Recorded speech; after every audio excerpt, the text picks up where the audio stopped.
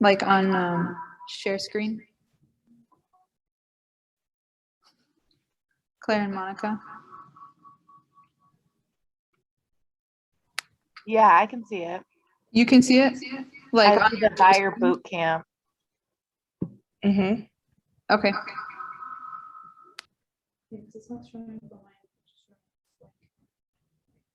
Oh, that's weird. But you guys see my screen, not what's behind me, right?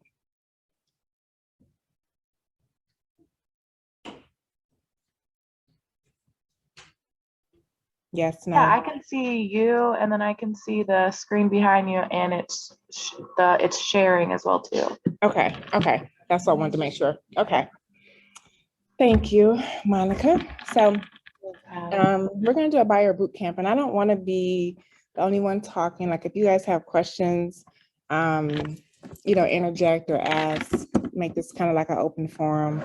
The goal is for you guys to learn, and sometimes I learn from you. So it's kind of like a sharing session. I have been an agent for 2 years, so I sat where you sat like 2 years ago. So I know the nerves, and I know kind of all of that and how you guys are feeling. Probably not in this market because it was not this market 2 years ago, but I do understand. So let's get started. So today's discussion, I'm going to move this around. Oh, move it up there. Okay. Today's discussion, we're going to learn how to represent a buyer from start to finish in this like crash course. We're going to condense this to hopefully an hour or less. I know we all have busy schedules, so let's get to it. So how to find buyers. This is kind of like the lead gen part. So our main focus as agents is always to be in a lead gen mode. Typically, we're supposed to frame our day to lead gen in the morning, and then everything else kind of flows after that. And when we lead gen, we do not it's real easy to get sidetracked by a phone call or a text message from a client. But we're supposed to kind of reserve those for later because nothing really is that urgent that should take us away from lead gen. And so how to lead gen, we are, first is your sphere of influence. So the people who are closest to you, your family, your friends, your coworkers, your past coworkers, like anybody who's in your immediate circle. So that is your first group of people to kind of let you know that you're in real estate. Hey, I can help you with buying or selling or investing, or do you know anybody who's interested in buying or selling or investing? The second is social media. So social media is huge right now because a lot of things are happening in the social media world. So that would be Facebook, Instagram. Some people use Twitter or TikTok or kind of any of those avenues that you have a following on. So utilize people who follow you or that, friends of yours and who they know. So it's not always who you know, it's also who they know as well. And with social media, it kind of ties into Facebook ads. So that's kind of in the same bucket.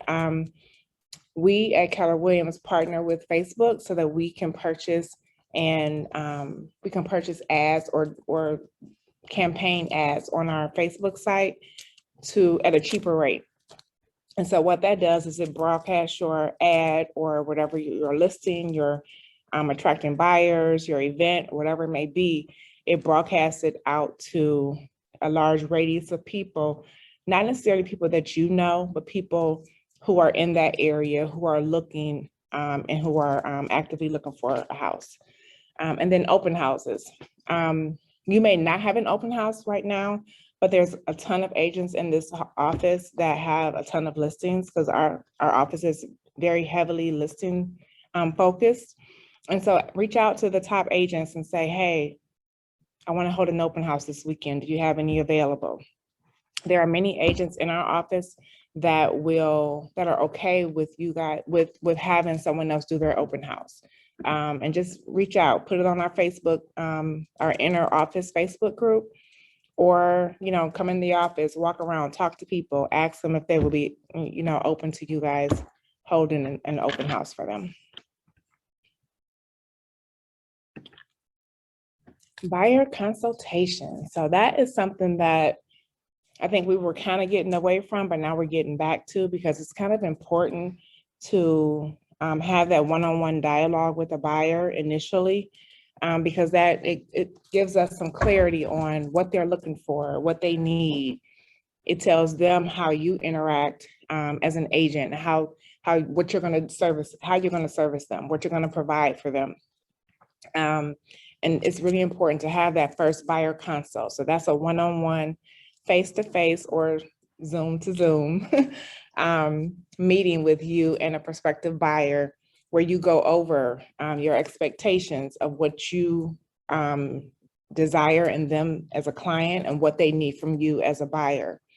You also go over their needs, their wants, their must-haves. Like, that's important, because if their must-have is to have a 2-car attached garage and you keep showing them properties that are detached, they're never gonna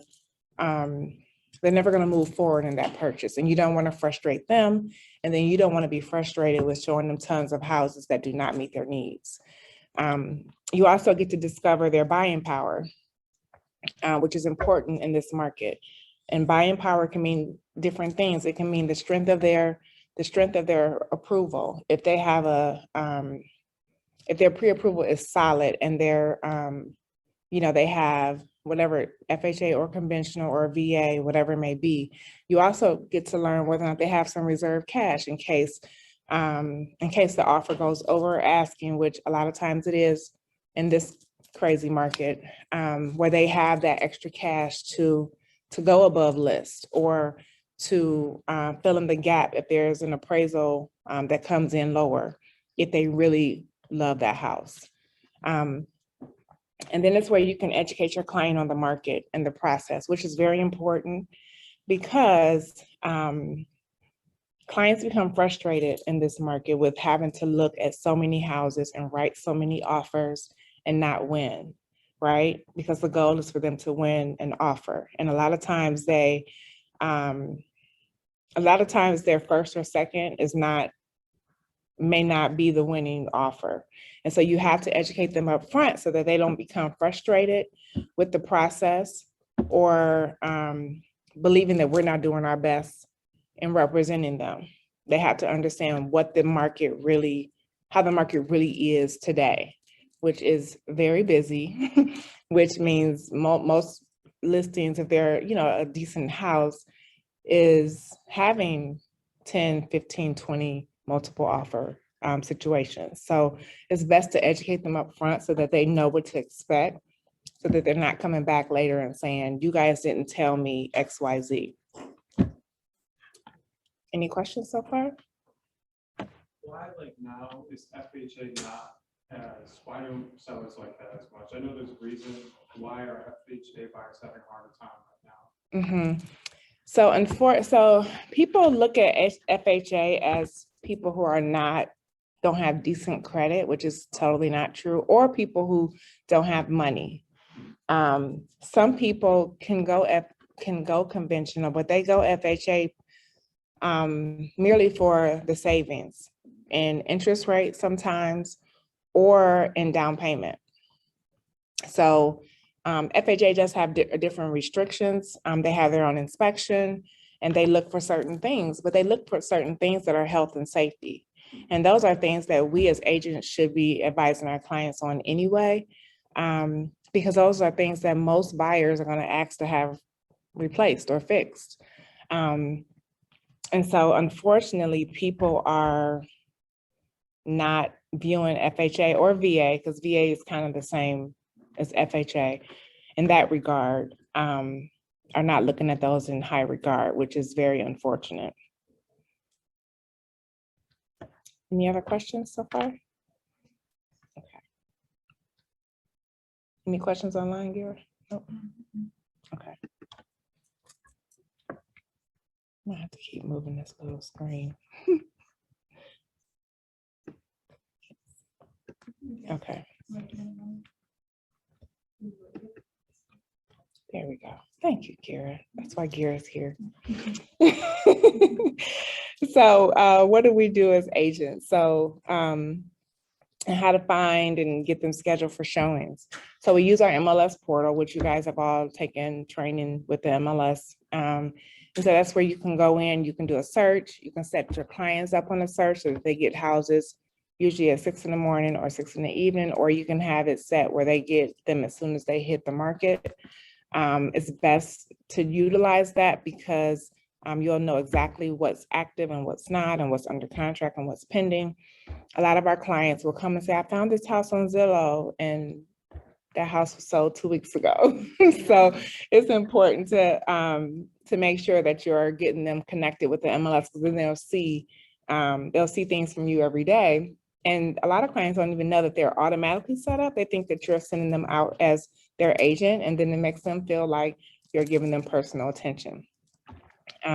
We also have our KW app where you can do kind of the same things. You can send them a copy of your app where they can go and they can be driving around the neighborhood, and it'll alert them to houses that are on the market in that area. So it kind of works kind of like Zillow. I don't want to say that, but kind of like it, where it does give you houses that are on the market. It's more up to date though, so it does give you more accurate information.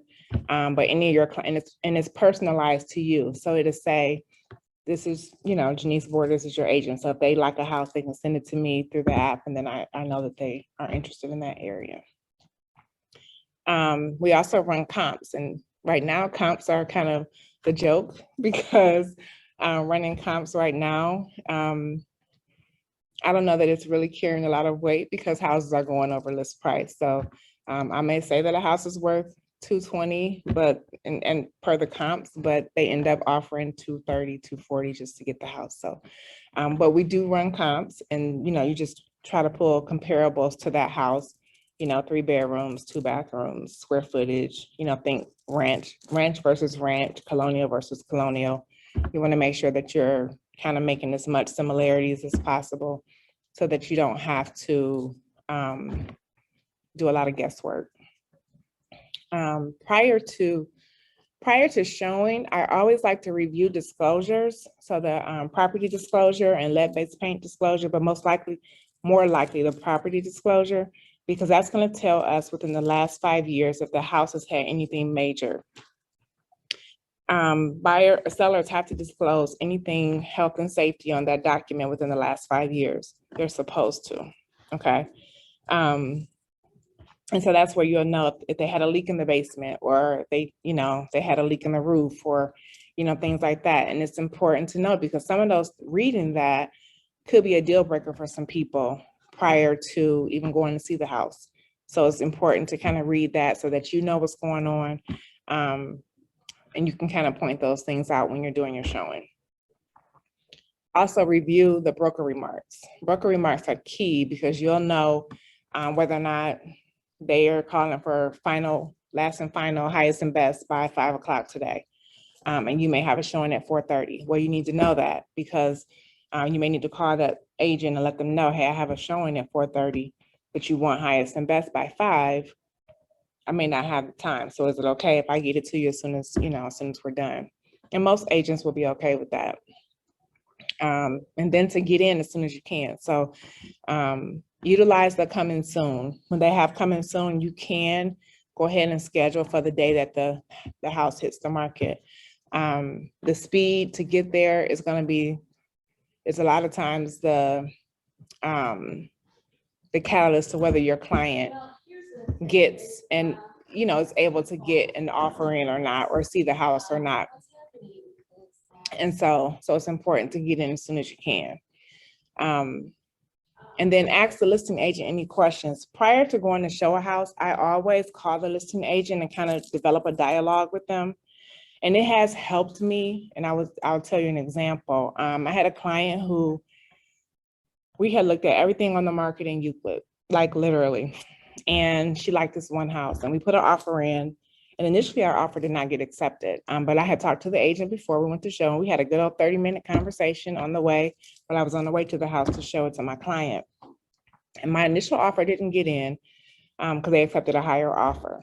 But for some reason, that offer did not go through. the buyer ended up backing out. And so what happened was when that buyer backed out, that seller called me and said, Jenice, is your client still interested in this property? And I was like, or have they found anything yet?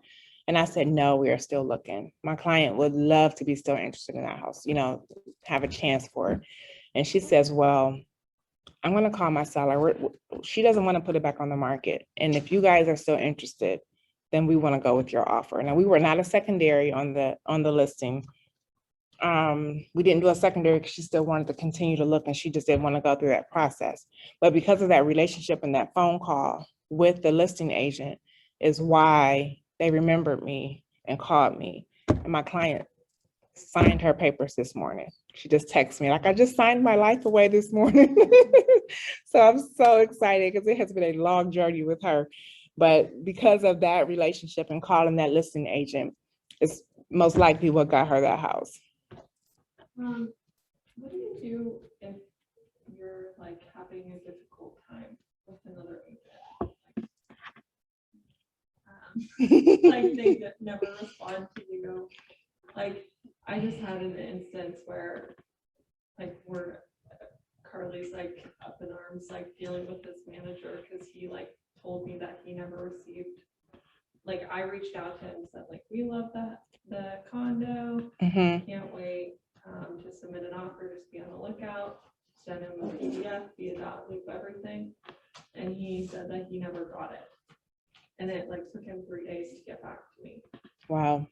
And I don't know like how I could have done any more in that instance. I don't think there's anything more you could have done. I mean, .loop does give us a, we can tell when someone reads our document in .loop. Yeah, and the activity log. On the activity log. So if he didn't read it, I mean, the only thing you can do is probably go to the manager of that broker, of that office, because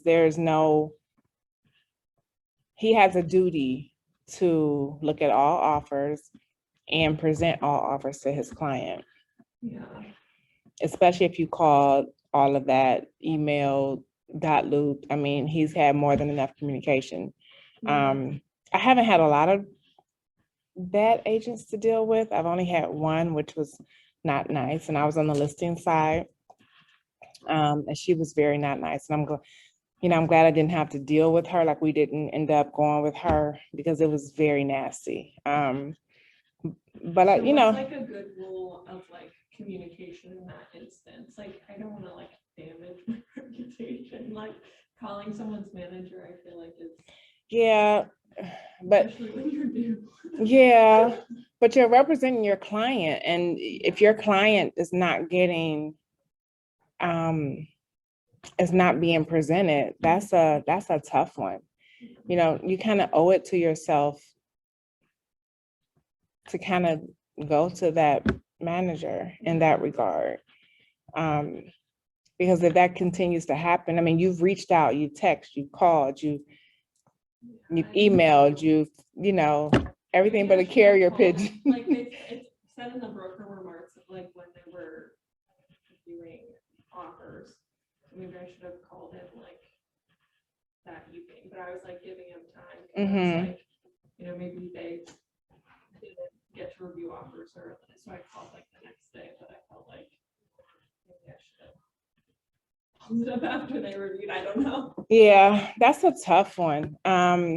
The only thing you can do is, what's in our power to do. And if you ever feel like you're not getting, if you feel like you're not comfortable enough with calling that manager of that office, then I'm sure that Amanda would do that on our behalf as the broker, from broker to broker, would feel more comfortable with doing that. So that it's not, you don't feel like it's, damaging your reputation. I know, I always worry about that. Start off like you don't want to be taken advantage of, but Right. you don't want to like.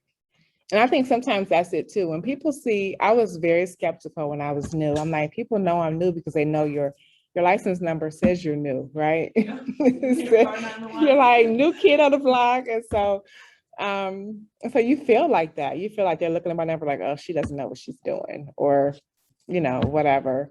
And there probably are agents who feel that way, but the majority do not. Yeah. But make sure you guys call the listing agent first before you go. That is like gold. And I always ask them, you know, is there anything you can, you know, you can tell me about, you know, what your client is looking for? Or is there one thing that your client needs out of this offer? Sometimes they'll say, well, my client really wants to use XYZ title company. Okay. Or they'll say, my client really needs, you know, whatever. They really don't want to fix XYZ or whatever it may be. You know, you kind of know those things up front, and that helps a lot. Because if you can put those little touches into your offer, if your client is okay with it, obviously. I tell clients, you know, I always want them to use my title company because I'm, you know, a partner of Ohio Real Title. But sometimes they don't want to use your title company. If the seller wants to, you know, have theirs they want to use, especially if you're asking for any concessions in a deal, sometimes they want to control who the title company is.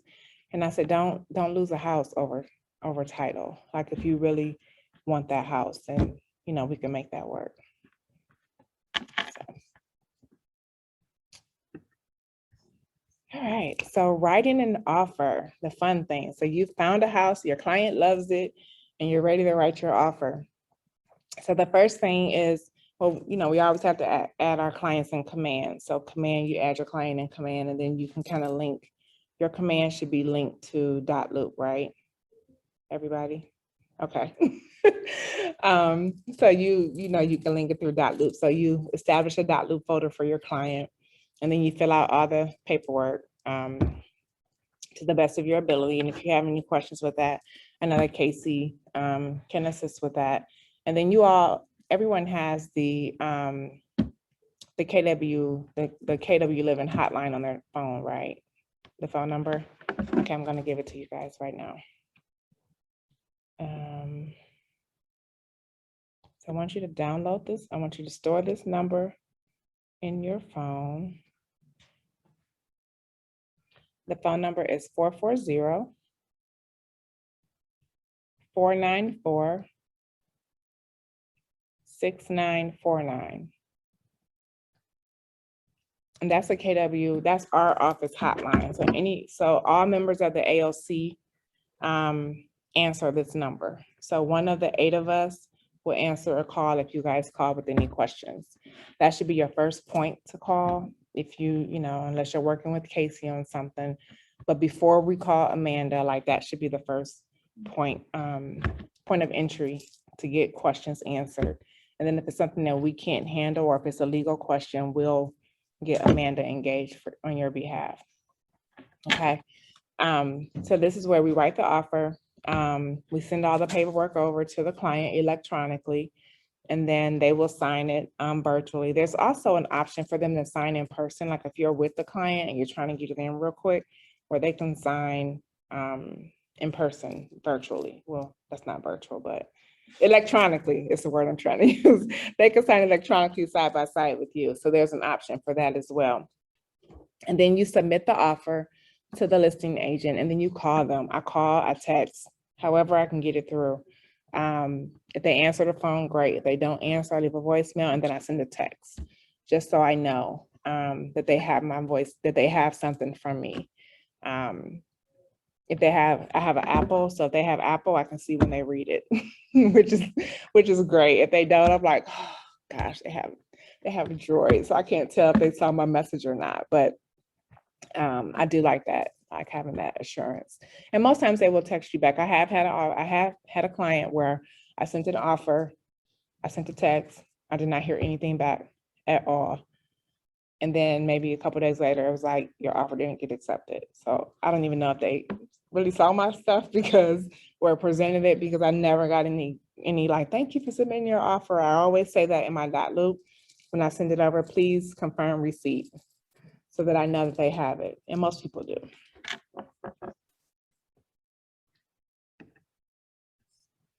All right, so once your offer is accepted, which is always the best thing to have happen, you call your clients to congratulate them. They're excited, you're excited. And then you want to discuss next steps. So remind them that they have a timeline of when they need to get earnest money in, of when they need to get their inspections in, and when they have to, do their official application with their lender. Earnest money is within 4 days. So luckily with a lot of title companies now, they can do it earnest money electronically, so they can do it over their computer. They don't have to go to the bank and wire money and all of that. They can just pay it, through their computer. But if they have to wire, always ask your client or remind your client to call the title company to make sure that these are correct wire instructions, because there has been wire fraud where people have been emulating a title company and like send money here and it was wrong. So make sure that they contact title before they wire any funds, like when they're at the bank to wire money. Inspections, usually I put 5 to 7 days on mine. I used to put 10, but in this market, no one wants to wait 10 days to know if you're going to move forward on a deal or not. So 5 to 7 is kind of what I use. Most times if you need to go over that, like if you're having a hard time getting inspectors scheduled because they're in high demand right now because of the market going so fast. Most sellers would be okay if you need an extra day or so, but you just need to communicate that with the seller agent. And then make sure that your opportunities in command are completed, where you attach all the documents, send them over to compliance for them to make sure that we dotted our I's and crossed our T's. Okay. Any questions so far? Nope. So the purchase process timeline. So earnest money check, like I said, is within 4 days of receipt. I love when my clients send it right away. You can, even if you do an offer at night, if they're doing it electronically, most of them can still send, they can send it as soon as, they don't have to wait till the next day or whatever to send. So that's always great. Inspections, like I said, I normally put 5 to 7 days to give us some time to get the inspection scheduled and held. The ROC, the removal of contingency. So if your client wants to have, I don't know, electrical box updated, you have 3 days after the inspection to get the ROC over to the seller. If you do not, then you're kind of waiving your right to ask for anything additional. And you don't want that for your client. You want to be able to negotiate whatever it is. And that's where you kind of negotiate. Sometimes you may want something fixed, or sometimes you may just want some money off of the purchase price so that the buyer can fix it themselves. It just depends. Hi, Amanda. So that you can do it yourself. The appraisal. So the appraisal mostly is on the seller side. So the lender will order the appraisal once the offer is submitted over to the title and lending company. They'll order the appraisal. The appraisal will contact the seller agent and schedule to have the appraisal done. And usually after the appraisal, it takes about 48 hours to get that appraisal report back. That's going to tell us whether or not the house is appraised at that value, higher or lower. If it's lower, then we have some renegotiating to do unless your client wants to cover the appraisal gap. Lending docs, so those are the documents that we send over to lending. And then there's going to be docs that the lending company sends to your client for them to sign.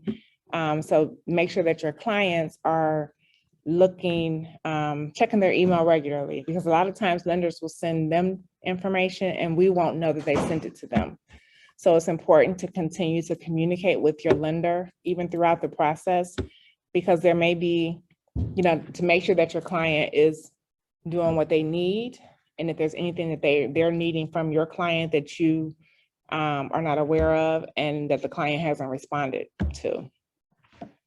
I call my lender probably once a week at least, but some lenders also will send you emails as soon as they move from one step to the next step. They'll send you an email like, this client has moved from this point to that point. Like, they'll keep you updated too. So I like when lenders do that. I like more information is better than no information, right? I've had lenders where I've had to continually call every day, every week for information because I just was not getting any updates. And that makes it a painful interaction. C2C, which is clear to close, which is what we all love to hear. So that means that, you know, the client has met all the requirements, they have all the documents into the lender has sent everything through underwriting, and they're finally ready to schedule closing. You know, we're kind of at that last hurdle. That normally comes 3 days prior to, or around 3 days prior to the closing date. Because they have to have disclosures out to the buyer, you know, prior to that. So that is kind of like, you're like super excited when you get the clear to close email. And at that point is when I schedule my final walkthrough. So I schedule the walkthrough. I make sure all my clients do a walkthrough, because you want to make sure that the house that you saw is still the house that you're purchasing, especially if it was still lived in when you initially put the offer in. You want to make sure that whatever is supposed to be there is still there when they move out. Like, it could be a permanent fixture, like it could be a light, it could be, if they're going to do, if the refrigerator and stove was included on the listing, you want to make sure that it's still there when you're leaving. I mean, when you're going through your final walkthrough. I did have a client who purchased a house last summer. And on the listing, it said air conditioner unit. It had AC. But final walkthrough, there was no AC. Like, they had taken the whole unit out the backyard and it was gone.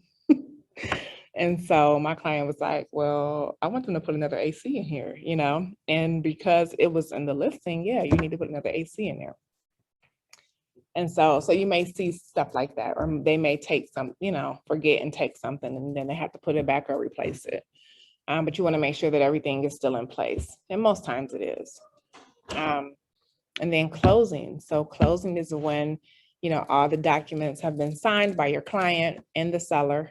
They both have signed our documents.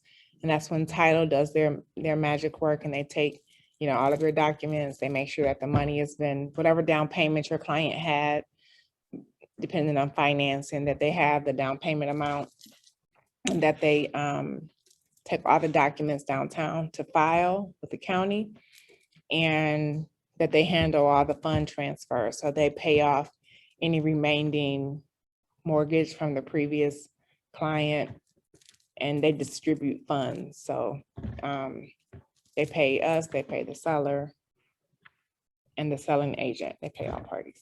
So when you go through the final walkthrough and there's no air conditioning, like, what documents do you need for, like, or do you just tell them, like, you need to put in, like, for our agreement? Well, the MLS, so Amanda taught us this a while ago. She said, always print out an MLS document from the time that your offer is accepted, because it's going to show on there exactly what's included. And if some agents have gone back into the MLS document after and changed things, so you want to make sure that you have proof that this is what you said was here, you know, per this document, it needs to be here. Okay. So always print out a copy and just include it put it in your dot loop. Okay. Yeah, put it in your dot loop so that you always have it. And it's a part of our compliance anyway. You have to attach that to our to command. But if you go in late and add it, you don't know if it changed from the initial point that you saw it. Right. Yeah. Any other questions?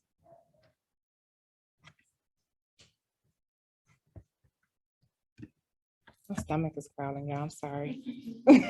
I did not eat breakfast this morning. Okay, so communication. You want to stay in touch with your client through every step of this process.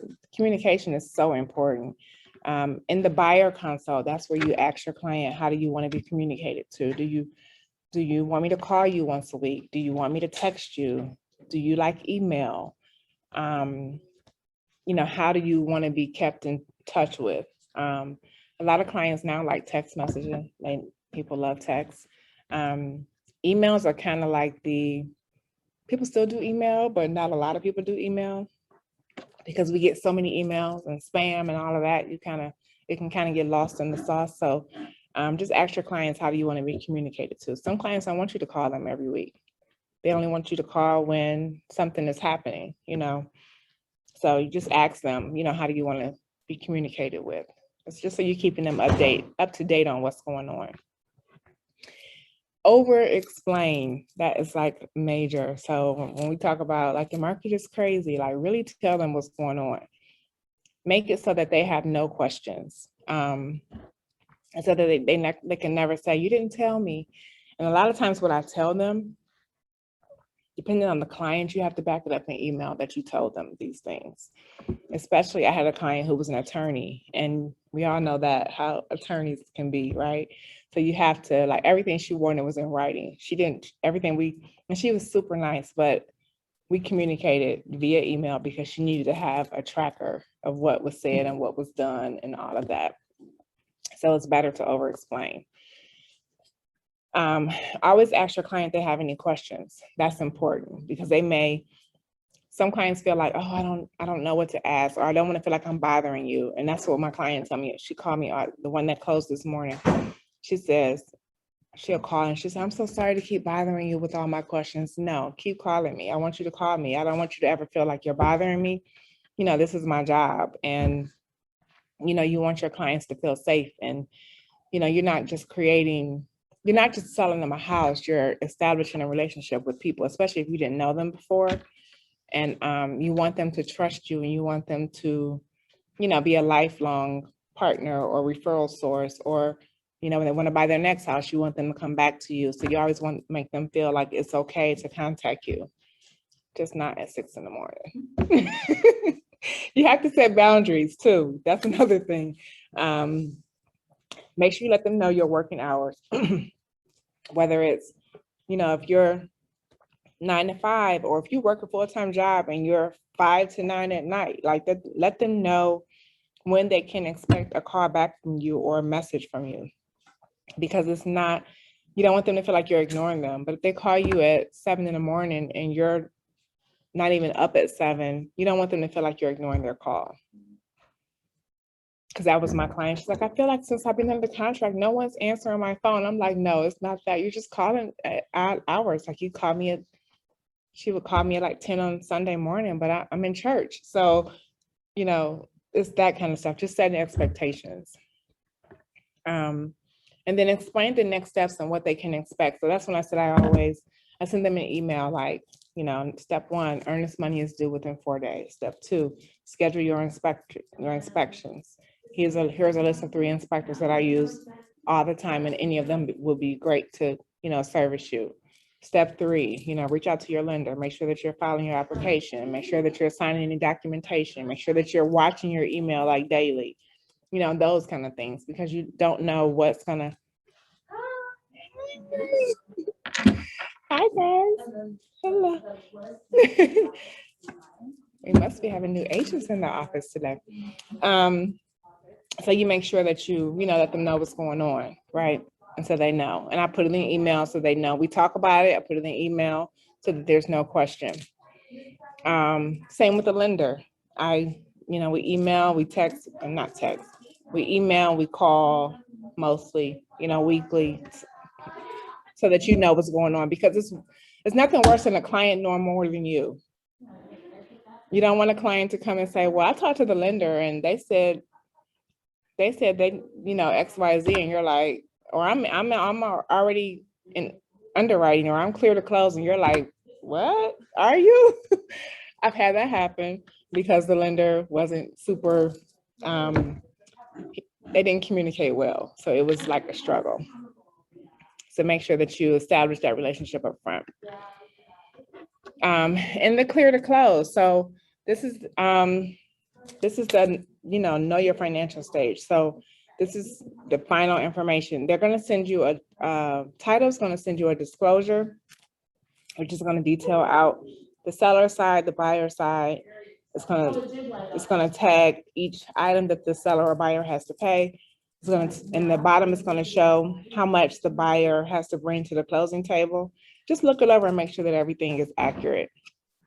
to the best of your ability, right? We're not lenders, but you can look it over and make sure that, hey, they did put her earnest money in there, or hey, they didn't credit her. It was supposed to be a credit in here from the seller and it's not there, or, you know, my commission is wrong, or, you know, whatever. Just make sure you look through that and make sure that it looks correct. Prepare your clients for the close. So make sure that they call utilities. That's a big thing. And especially if your target, if your close date keeps moving, say it was supposed to be today and it ends up being Friday, make sure that the utility change is moved too. I typically tell people don't call utilities until maybe the day before, when you know you're going to close and you have your scheduled appointment with the title. Everyone pretty much can switch everything over in a quick manner, except maybe water. Water is telling people they can't switch it over until they officially own the house, which is when everything is filed downtown. So that's the only one that's been a little bit more challenging. And I know before they were like on a 2-week delay in getting everything switched over for water. I don't know if that's changed or not. It's been a while since Janelle has updated us on that. And then be prepared for a delay like I just had. We were supposed to close on the 23rd and we're closed today. And you just have to be prepared. My client had to be prepared. Like, she was ready to move. She had her U-Haul truck already paid for and rented for the day we were supposed to close, and we had to move everything. So by staying in constant communication with the lender and with title, you'll know that there is a delay, and they'll know to call you because you have already established that relationship and that connection. And so you want to make sure that you are communicating that to your seller as well. I mean, to your buyer as well, that, hey, it doesn't look good for today or for tomorrow, whatever day it is. We may have to extend this out a couple of days. And then make sure that the seller and their client are comfortable with the extension. Because if the seller is also buying another house, it could affect multiple parts of the deal. So you have to make sure that all parties are okay with that, so that they can plan their items as well. And then we celebrate, we give them keys and we're happy and our buyers are happy. You can do buyer gifts, like some people do. Some people buy elaborate buyer gifts, like Tiffany buyer gifts. Like that's, I've seen that a lot lately, like Tiffany wine glasses. I'm like, oh, that's fancy. But buyers appreciate anything that we give them, because we don't have to give them anything. It is something you do out of the kindness of your heart. You can take pictures. You can, you can Google or go on Pinterest or go on Etsy. You can find so many different ideas for buyer gifts if you choose to want to do that for your clients.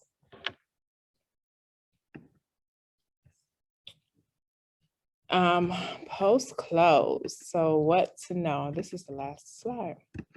So post-close, what to know? So this is kind of where you send out the final email to your client. And you just say, congratulations on your house. Thank you so much for allowing me to partner with you on the purchase of your new home. I would love if you can give me a raven review, and you kind of give them the link to do so.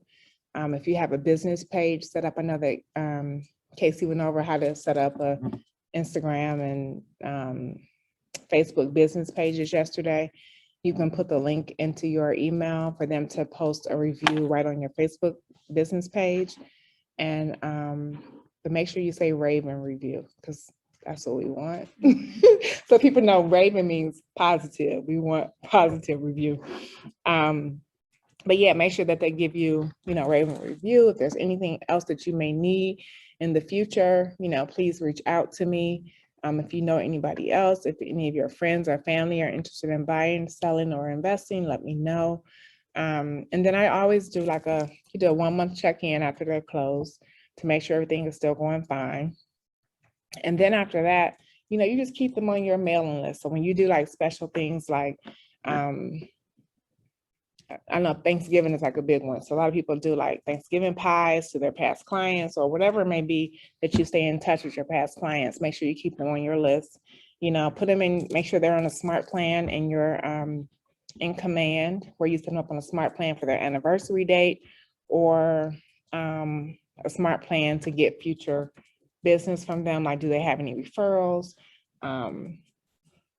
Try to set them up with, if they're a new buyer, like never bought before, if they don't have a ton of knowledge of people who can fix things, like a contractor or an electrician or a plumber, you know, get a list together of 3 or 4 people in each category and send them to your clients so that they know they have people to call should something break. Like, that's important, especially for somebody who's never bought before, or somebody who's single and don't have a lot of people or knowledge in that area, or somebody who's new to the area and knows no one here. Like, that is super important for us to be able to provide them with some people who can support them in their, with whatever they need in their home. Any questions? I feel like I talked a lot. Any questions online or in the room? Thank you. Thank you, guys. This is my first time teaching the buyer bootcamp class. I was like, Casey, are you sure you want me? No, like I said, I've been an agent for 2 years, and it's still like, I still say I'm new sometimes, and they're like, Jenice, you're not new anymore. I'm like, I said, like, I'm a new agent. I said, I'm a new agent. They're like, no, you're not new anymore. But I'm super, passionate about buyers. I love buyers. It's nothing more satisfying than a buyer finding their dream home and actually closing, especially, I've had some challenging clients who had to get like credit ready, and for them to come full circle and be able to close, it's like, there's no greater feeling than that. It's kind of difficult now because you have to, show them like a million houses. It's like 2 years ago, you could show one house and be like, oh yes, I love it, I want this house. And then they actually get it and close.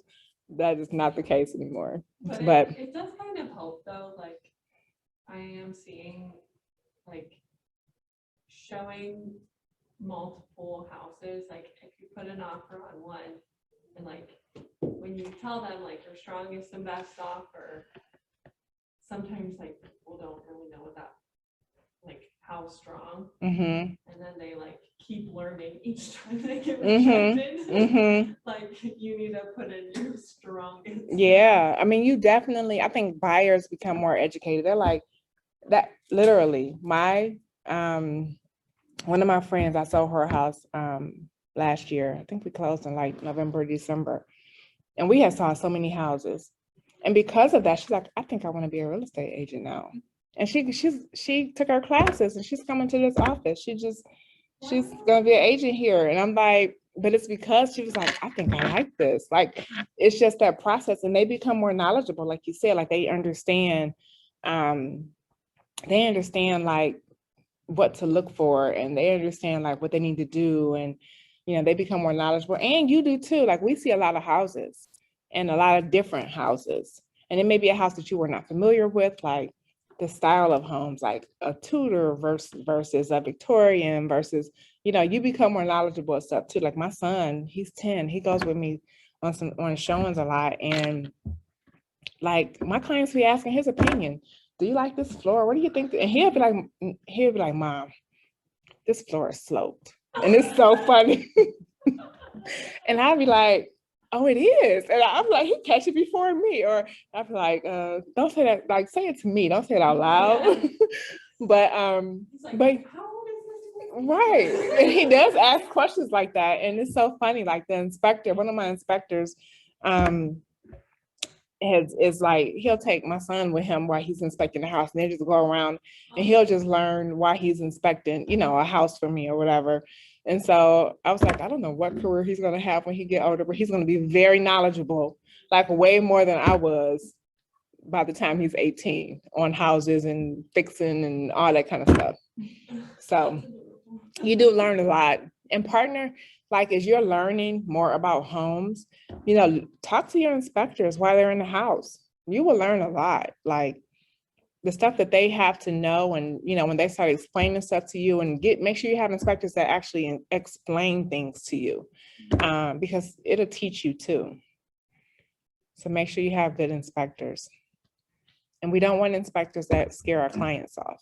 Like, make sure that, I've had those too, that, you know, make them like not want to buy a house at all. I'm like, please don't scare my clients. Like, you know, make them feel good about their purchase, but also educate them on things that are health and safety. Yeah. Any questions online? You guys are like super quiet. No questions?